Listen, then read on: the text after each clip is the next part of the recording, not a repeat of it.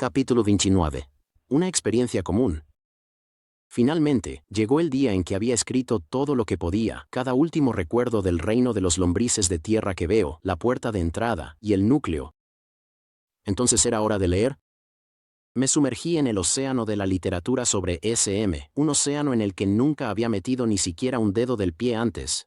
No me tomó mucho tiempo darme cuenta de que incontables otras personas habían experimentado las cosas que yo había vivido, tanto en los últimos años como en siglos pasados. Las SM no son todas iguales, cada una es única, pero los mismos elementos aparecen una y otra vez, y muchos los reconocí de mi propia experiencia. Las narrativas de pasar a través de un túnel oscuro o un valle hacia un paisaje brillante y vívido, ultra real, son tan antiguas como la Grecia y Egipto antiguos. Los seres angelicales, a veces alados, a veces no, se remontan, al menos, al antiguo cercano oriente, al igual que la creencia de que tales seres eran guardianes que observaban la acción, las actividades de las personas en la tierra, y saludé a esas personas cuando dejaron todo atrás. La sensación de poder ver en todas las direcciones simultáneamente, la sensación de estar por encima del tiempo lineal, de estar por encima de todo, esencialmente, eso que anteriormente había considerado como definitorio del paisaje de la vida humana, la percepción de una música similar a un himno, que entraba a través de todo el ser, en lugar de simplemente a través de los oídos. La recepción directa e instantánea de conceptos que normalmente habrían tomado mucho tiempo, y un gran esfuerzo de estudio para comprender, sin ningún tipo de lucha, sintiendo la intensidad del amor incondicional. Una y otra vez, en los relatos modernos de SM y en escritos espirituales de épocas anteriores, sentía al narrador luchando con las limitaciones del lenguaje terrenal, tratando de llevar la totalidad del pez que habían enganchado a bordo del barco del lenguaje humano, y las ideas, y siempre, en mayor o menor medida, fracasando.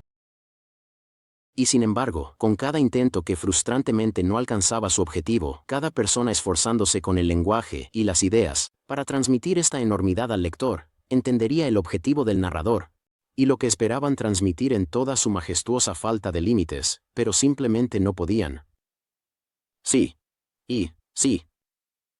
Me decía a mí mismo, mientras leía, entiendo. Estos libros, este material, habían estado allí, por supuesto, antes de mi experiencia. Pero nunca lo había mirado. No solo en términos de lectura, sino de otra manera también. Simplemente, nunca me había mantenido abierto a la idea de que podría haber algo genuino, a la idea de que algo de nosotros sobrevive a la muerte del cuerpo. Yo era el médico arquetípico, de buen carácter, aunque escéptico. Y como tal, puedo decirte que la mayoría de los escépticos, en realidad, no son escépticos en absoluto. Para ser verdaderamente escéptico, uno debe examinar algo y tomarlo en serio. Y yo, como muchos médicos, nunca había tomado el tiempo para explorar las SM. Simplemente sabía que eran imposibles. También revisé los registros médicos de mi tiempo en coma, un periodo que fue meticulosamente documentado, prácticamente desde el principio. Al revisar mis escaneos, tal como lo haría con un paciente mío, me quedó claro por fin lo increíblemente enfermo que había estado. La meningitis bacteriana es única entre las enfermedades por la forma en que ataca la superficie externa del cerebro, mientras deja intactas sus estructuras más profundas. Las bacterias destruyen eficientemente la parte humana de nuestro cerebro primero, y finalmente, resultan fatales al atacar las estructuras de mantenimiento más profundas, comunes a otros animales, muy por debajo de la parte humana. Las otras condiciones que pueden dañar el neocórtex y causar inconsciencia, como el trauma craneal, el accidente cerebrovascular, hemorragias cerebrales o los tumores cerebrales, no son tan eficientes en dañar completamente toda la superficie del neocórtex. Estos tienden a involucrar solo una parte del neocórtex, dejando otras partes intactas y capaz de funcionar. No solo eso, sino que en lugar de sacar solo el neocórtex, tienden a dañar también las partes más profundas y primitivas del cerebro. Dado todo esto, la meningitis bacteriana es, sin duda, la mejor enfermedad que se podría encontrar si uno busca imitar la muerte humana, sin realmente provocarla. Aunque por supuesto generalmente lo hace. La triste verdad es que prácticamente todos están enfermos. Como yo volví, la meningitis bacteriana nunca regresa para contar la historia. Consulta el apéndice A. Aunque la experiencia es tan antigua como la historia, la experiencia cercana a la muerte, independientemente de si se veía como algo real o una fantasía sin fundamento, solo se convirtió en un término común relativamente recientemente. En la década de 1960, se desarrollaron nuevas técnicas que permitieron a los médicos resucitar a pacientes que habían sufrido un paro cardíaco. Los pacientes que en tiempos anteriores simplemente habrían muerto, ahora eran devueltos a la tierra de los vivos. Sin que ellos lo supieran, estos médicos estaban, a través de sus esfuerzos de rescate, produciendo una nueva clase de viajeros transterrenales, personas que habían vislumbrado más allá del velo y regresaron para contarlo. Hoy en día son millones. Luego, en 1975, un estudiante de medicina llamado Raymond Moody publicó un libro llamado Vida después de la vida, en el que describía la experiencia de un hombre llamado George Ritchie. Ritchie había muerto como resultado de un paro cardíaco, como complicación de una neumonía, y había estado fuera de su cuerpo durante 9 minutos.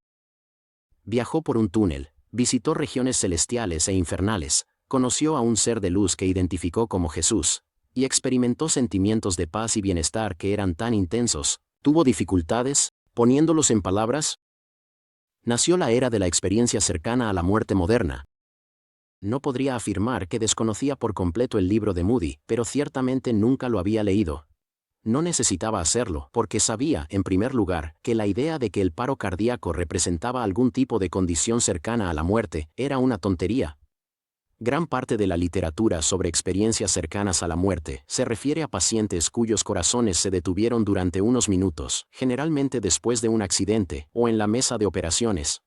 La idea de que el paro cardíaco constituye la muerte está desactualizada desde hace unos 50 años. Muchas personas comunes todavía creen que si alguien regresa de un paro cardíaco, entonces ha muerto y ha vuelto a la vida.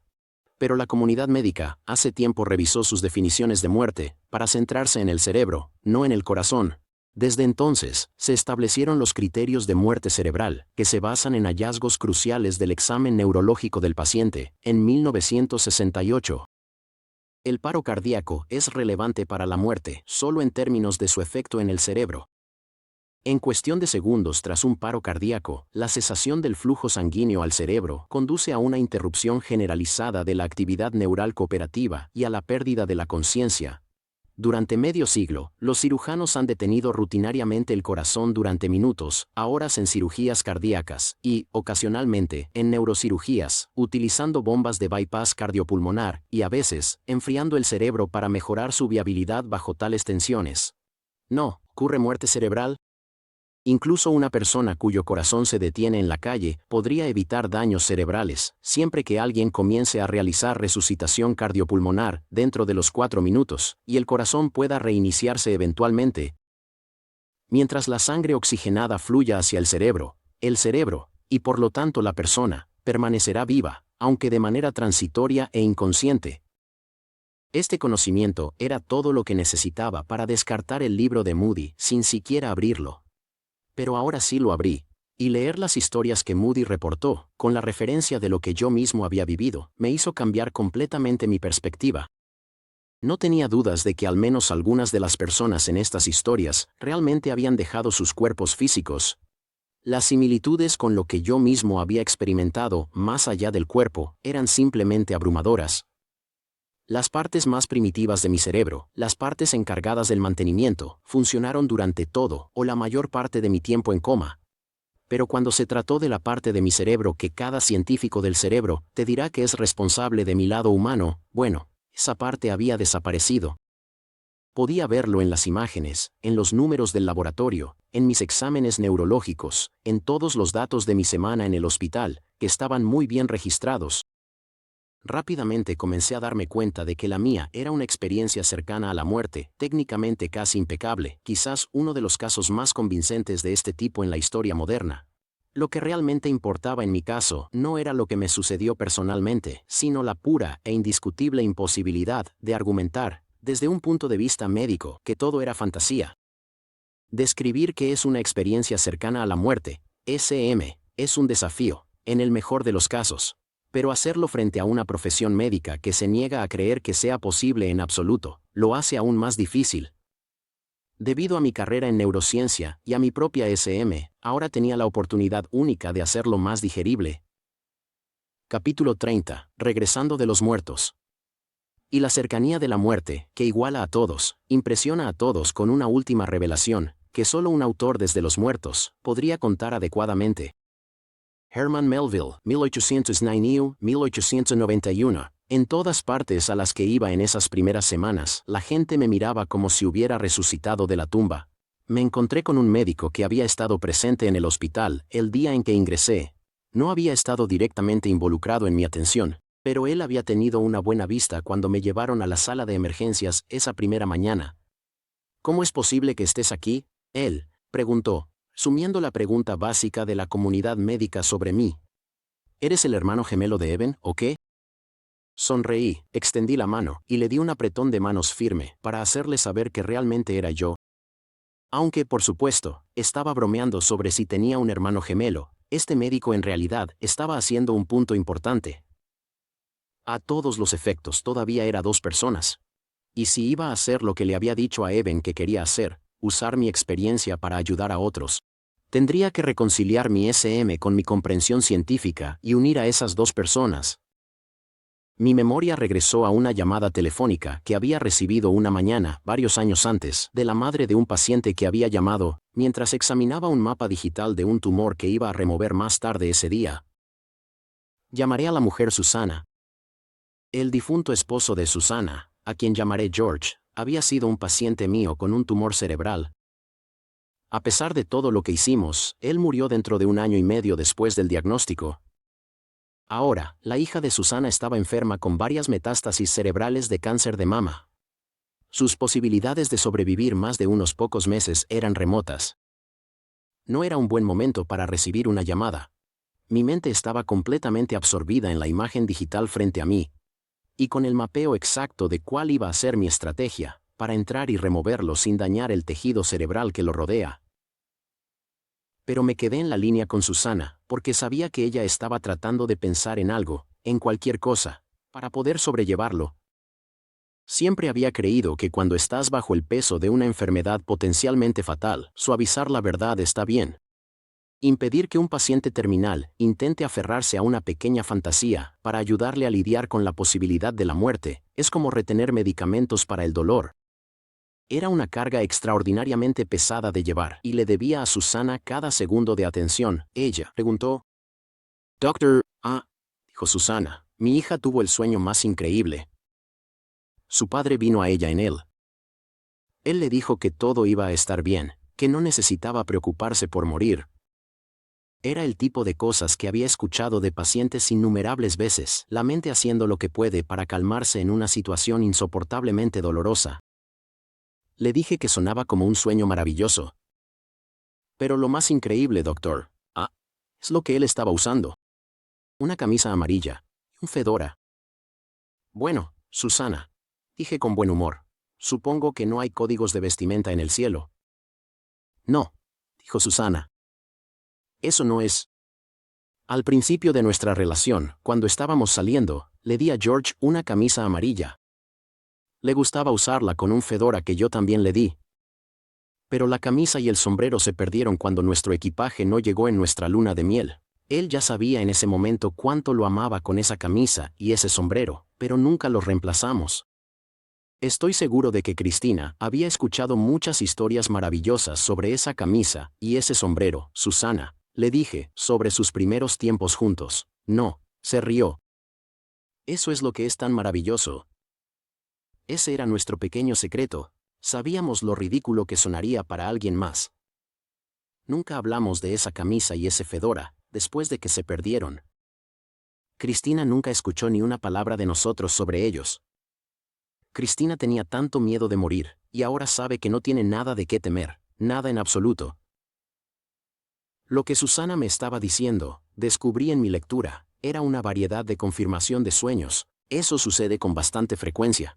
Pero no había tenido mi experiencia cercana a la muerte cuando recibí esa llamada, y en ese momento sabía perfectamente que lo que Susana me estaba diciendo era una fantasía inducida por el duelo. A lo largo de mi carrera, traté a muchos pacientes que habían tenido experiencias inusuales mientras estaban en coma o durante una cirugía. Siempre que una de estas personas narraba una experiencia inusual como la de Susana, yo siempre era completamente comprensivo. Y estaba bastante seguro de que estas experiencias realmente habían sucedido en sus mentes. El cerebro es el órgano más sofisticado y temperamental que poseemos. Juega un poco con eso, reduce el grado de oxígeno que recibe por unas pocas vueltas, una unidad de presión, y el dueño de ese cerebro va a experimentar una alteración en su realidad. O, más precisamente, su experiencia personal de la realidad.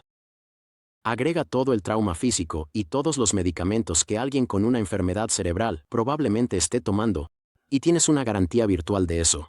Si un paciente tiene algún recuerdo cuando vuelve en sí, esos recuerdos van a ser bastante inusuales. Con un cerebro afectado por una infección bacteriana mortal y medicamentos que alteran la mente, ¿cualquier cosa podría pasar? Cualquier cosa, es decir, excepto la experiencia ultrarreal que tuve en coma. Susana, me di cuenta, con el tipo de sacudida que se siente cuando ves algo que debería haber sido obvio, no estaba llamando para ser consolada por mí ese día. Ella realmente estaba tratando de consolarme. Pero no había podido ver eso. Pensé que le estaba haciendo un favor a Susana al pretender, a mi manera, distraída, creer su historia. Pero no lo estaba. Y al mirar hacia atrás en esa conversación, y en docenas de otras como esa, me di cuenta de lo largo que sería el camino que tenía por delante, si iba a convencer a mis colegas doctores de que lo que había vivido era real. Capítulo 31. 3 campamentos. Sostengo que el misterio humano es increíblemente menospreciado por el reduccionismo científico, con su afirmación en un materialismo promisor que pretende eventualmente dar cuenta de todo el mundo espiritual, en términos de patrones de actividad neuronal. Esta creencia debe clasificarse como una superstición. Tenemos que reconocer que somos seres espirituales, con almas que existen en un mundo espiritual, así como seres materiales con cuerpos y cerebros que existen en un mundo material. Señor Juan C. Eclesiastés, 1903 a 1997. Cuando se trataba de las SM, había 3 grupos básicos. Estaban los creyentes, ya sea personas que habían tenido una SM ellos mismos, o que simplemente encontraban esas experiencias fáciles de aceptar. Luego, por supuesto, estaban los firmes incrédulos, como el viejo yo. Sin embargo, estas personas no se clasificaban generalmente como incrédulas, simplemente sabían que el cerebro generaba la conciencia, y no aceptaban ideas locas sobre la mente más allá del cuerpo. A menos que estuvieran consolando a alguien de buena manera, como pensé que había estado haciendo con Susana ese día. Luego estaba el grupo del medio.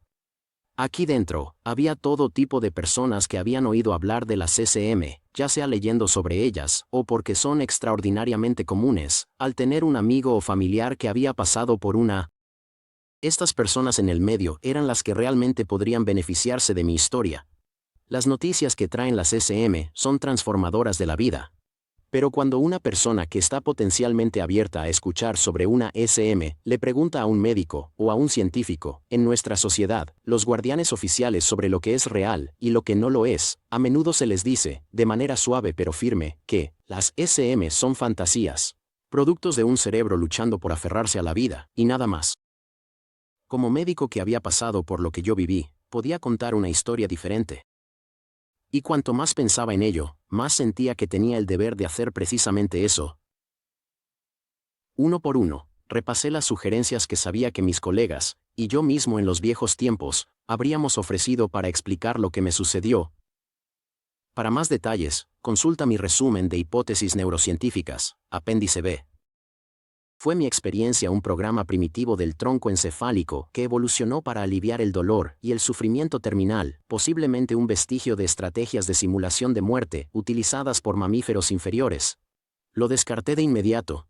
No había simplemente ninguna manera. Eso, mis experiencias, con sus niveles visuales y orales intensamente sofisticados, y su alto grado de significado percibido, eran el producto de la porción reptiliana de mi cerebro. Fue un recuerdo distorsionado de memorias de partes más profundas de mi sistema límbico, la parte del cerebro que alimenta la percepción emocional. De nuevo, no. Sin un neocórtex funcional, el sistema límbico no podría producir visiones. Con la claridad y lógica que experimenté, podría mi experiencia haber sido una especie de visión psicodélica, producida por algunas de las muchas drogas que estaba tomando. De nuevo, Todas estas drogas actúan sobre los receptores en el neocórtex, y sin un neocórtex funcionando, no había un lienzo sobre el cual estas drogas pudieran actuar. ¿Qué tal la intrusión REM? Este es el nombre de un síndrome relacionado con el movimiento ocular rápido, o REM, el sueño, la fase en la que ocurren los sueños, en la que neurotransmisores naturales como la serotonina interactúan con los receptores en el neocórtex. Lo siento de nuevo. La intrusión REM necesita un neocórtex funcional para ocurrir, y yo no tenía uno. Luego estaba el fenómeno hipotético conocido como un derrame de DMT. En esta situación, la glándula pineal, reaccionando al estrés de una amenaza percibida para el cerebro, produce una sustancia llamada DMT, o N-dimetiltriptamina. El DMT es estructuralmente similar a la serotonina y puede inducir un estado psicodélico extremadamente intenso. No tenía experiencia personal con el DMT, y todavía no la tengo, pero no tengo ningún argumento con aquellos que dicen, puede producir una experiencia psicodélica muy poderosa, tal vez, una con implicaciones genuinas para nuestra comprensión de lo que son realmente, la conciencia y la realidad. Sin embargo, sigue siendo un hecho que la porción del cerebro que el DMT afecta, el neocórtex, no estaba, en mi caso, presente para ser afectada. Así que, en términos de explicar lo que me sucedió, la hipótesis del derrame de DMT resultó ser tan radicalmente insuficiente como los otros principales candidatos, para las explicaciones de mi experiencia, y por la misma razón clave. Los alucinógenos afectan el neocórtex, y mi neocórtex no estaba disponible para ser afectado. La última hipótesis que consideré fue la del fenómeno de reinicio. Esto explicaría mi experiencia como una asamblea de recuerdos y pensamientos, esencialmente desconectados, que quedaron de antes de que mi corteza se apagara por completo, como una computadora reiniciándose y guardando lo que podía después de una falla general del sistema. Mi cerebro habría reconstruido mi experiencia a partir de estos fragmentos sobrantes, lo mejor que pudiera. Esto podría ocurrir al reiniciar la corteza hacia la conciencia, después de una falla prolongada y general del sistema, como en mi meningitis difusa, pero esto parece muy poco probable, dadas las complejidades e interacciones que he experimentado, la actividad de mis elaborados recuerdos. Debido a que experimenté la naturaleza no lineal del tiempo en el mundo espiritual de manera tan intensa, ahora puedo entender por qué tanto escribir sobre la dimensión espiritual puede parecer distorsionado o simplemente sin sentido desde nuestra perspectiva terrenal. En los mundos por encima de este, el tiempo simplemente no se comporta como lo hace aquí. No es necesariamente una cosa tras otra en esos mundos. Un momento puede parecer una eternidad, y una o varias eternidades pueden parecer un momento. Pero aunque el tiempo no se comporta de manera ordinaria, en nuestros términos, en los mundos más allá, eso no significa que esté desordenado. Y mis propios recuerdos de mi tiempo en coma eran todo lo contrario. Mis anclajes más terrenales en mi experiencia, hablando temporalmente, fueron mis interacciones con Susana Ranges, cuando se puso en contacto conmigo, en mis cuartas y quintas noches. Y la aparición, hacia el final de mi viaje, de esos 6 rostros. Cualquier otra aparición de simultaneidad temporal entre los eventos en la Tierra y mi viaje más allá de ella son, podrías decir, puramente conjeturales. Cuanto más aprendía sobre mi condición, y cuanto más buscaba, utilizando la literatura científica actual, para explicar lo que había sucedido, más me daba cuenta, espectacularmente breve. Todo, la extraña claridad de mi visión, la claridad de mis pensamientos como un flujo conceptual puro, sugería un funcionamiento cerebral más alto, no más bajo. Pero mi cerebro superior no había estado presente para hacer ese trabajo. Cuanto más leía sobre las explicaciones científicas de lo que son las experiencias cercanas a la muerte, me sorprendía su evidente fragilidad, y sin embargo, también sabía con pesar que eran exactamente los que el viejo yo habría señalado, vagamente, si alguien me hubiera preguntado cómo explicar qué es una SM. Pero no se podía esperar que las personas que no eran médicos supieran esto. Si lo que había experimentado le hubiera sucedido a otra persona, habría sido lo suficientemente notable. Pero que me había pasado a mí. Bueno, decir que había sucedido por una razón me hacía sentir un poco incómodo. Había suficiente del viejo doctor en mí para saber cuán extravagante, cuán grandioso, de hecho, sonaba eso. Pero cuando sumé la improbabilidad y consideré la meningitis por E. coli afectando mi corteza, debía tomar en serio que sucedió por una razón. La meningitis por E. coli fue lo que afectó mi corteza, y mi rápida y completa recuperación de una destrucción casi segura. Simplemente tenía que tomar en serio la posibilidad de que realmente había sucedido por una razón. Eso solo me hizo sentir una mayor responsabilidad de contar mi historia, ¿verdad? Siempre había considerado un motivo de orgullo, para mantenerme al tanto de la literatura médica más reciente en mi campo y también para contribuir cuando tuviera algo valioso que aportar. Que me habían catapultado fuera de este mundo y hacia otro, era una noticia, una verdadera noticia médica. Y ahora que había vuelto, no iba a subestimar eso. Médicamente hablando, que me hubiera recuperado por completo, era una imposibilidad absoluta, un milagro médico. Pero la verdadera historia estaba en dónde había estado. Y tenía un deber, no solo como científico y un profundo respetuoso del método científico, sino también como sanador, de contar esa historia. Una historia verdadera, puede sanar tanto como la medicina. Susana sabía que cuando me llamó ese día a mi oficina, y yo había experimentado lo mismo cuando recibí noticias de mi familia biológica, lo que me había pasado era también una noticia sanadora. ¿Qué tipo de sanador sería si no lo compartiera? Un poco más de 2 años después de regresar del coma, visité a un amigo cercano y colega, que preside uno de los departamentos académicos de neurociencia más importantes del mundo. He conocido a John, no su nombre real, durante décadas, y lo considero un ser humano maravilloso, y un científico de primera categoría. Le conté a John parte de la historia de mi viaje espiritual en lo profundo del coma, y él parecía bastante asombrado. No asombrado de lo loco que estaba ahora, sino como si finalmente estuviera entendiendo algo que lo había desconcertado durante mucho tiempo. Resultó que, aproximadamente 1 año antes, el padre de John estaba llegando al final de una enfermedad de 5 años. Estaba incapacitado, demente, con dolor y quería morir. Por favor, su padre le había suplicado a John desde su lecho de muerte. Dame algunas pastillas, o algo así. No puedo seguir así. Entonces, de repente, su padre se volvió más coherente de lo que había estado en 2 años, mientras discutía algunas observaciones profundas sobre su vida y sobre su familia. Luego desvió la mirada y comenzó a hablar con el aire al pie de su cama. Escuchando, John se dio cuenta de que su padre estaba hablando con su madre fallecida, que había muerto 65 años antes, cuando el padre de John era solo un adolescente. Él apenas la había mencionado durante la vida de John, pero ahora estaba teniendo una conversación alegre y animada con ella. John no podía verla, pero estaba absolutamente convencido de que su espíritu estaba allí, dando la bienvenida al espíritu de su padre a casa. Después de unos minutos de esto, el padre de John se volvió hacia él, con una mirada completamente diferente en sus ojos. Él sonreía, y claramente estaba muy en paz, más de lo que John podía recordar haberlo visto antes.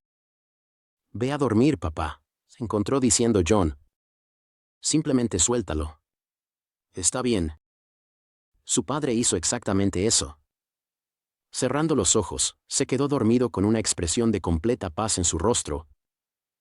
Poco después, él falleció. John sentía que el encuentro entre su padre y su abuela fallecida era muy real. Pero no sabía qué hacer con eso porque, como médico, sabía que tales cosas eran imposibles. Muchos otros han visto esa asombrosa claridad mental, que a menudo llega a las personas mayores dementes, justo antes de fallecer. Justo como John había visto en su padre, un fenómeno conocido como lucidez terminal. No había ninguna explicación neurocientífica para eso. Escuchar mi historia parecía darle una licencia que había estado deseando que alguien le diera, la licencia para creer en lo que había visto con sus propios ojos, saber esa profunda y reconfortante verdad, que nuestro eterno ser espiritual es más real que cualquier cosa que percibamos en este reino físico, y tiene una conexión divina con el amor infinito del Creador. Capítulo 32.